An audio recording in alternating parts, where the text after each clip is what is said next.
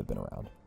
Overclocking, or the practice of increasing the voltage going into the CPU in order to increase the frequency in which it runs at, or its clock speed, is something that was really common back in the old days of high-performance computing.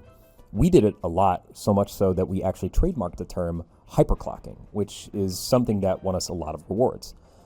But nowadays, overclocking is something that's more so done by people who just want to break records, which that's perfectly fine. In fact, we really love seeing people, teams of engineers really, pouring themselves into projects where they're pushing individual components to their absolute limit.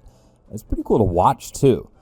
But for the average user, for you watching this video, is overclocking something you should be worried about or considering in 2025, 2026? No, quite frankly.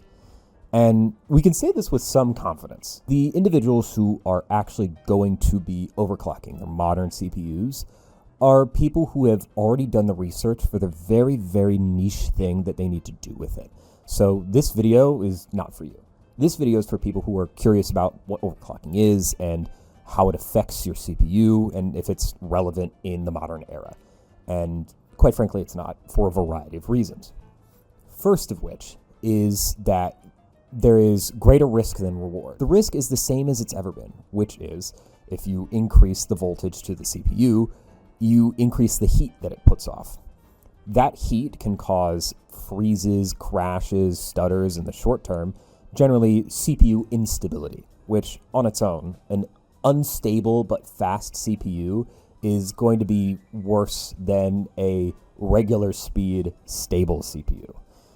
Beyond that, in the long term, even if you don't see issues right away, the continued exposure to a higher level of heat is going to degrade the silicon that is on the chip. That is going to shorten the lifespan of the CPU. So, in terms of cost effectiveness, it's sort of a moot point. Okay, but like I just said that we invented and trademarked the term hyperclocking. So why were we doing that and not doing it now? It's because back in the day, when they cut the CPU off the silicon wafer, which is a whole separate video, it's genuinely a pretty cool topic. I'll link to relevant content about it, but the individual CPUs that were cut from that wafer were rated for about 60% of their actual computing power when they were given their SKU. What that means is there was a lot of headroom to dig into when overclocking. By giving a little bit of extra voltage, you could dig into that extra power that was already on the CPU. And that was all hunky-dory.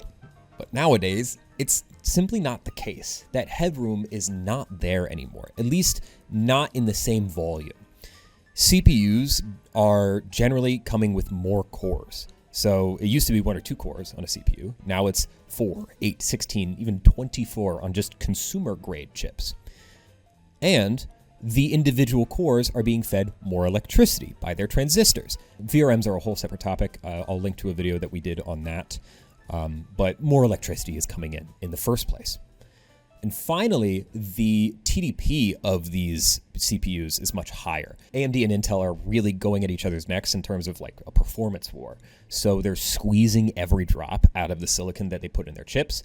And that means that there's a really small amount left on the table. If you do overclock your CPU, you're getting maybe a 5 or at maximum 8% increase in performance, which again, it's just not worth it in comparison to the risk. Okay, now there is a big elephant in the room, and that is that modern CPUs overclock themselves.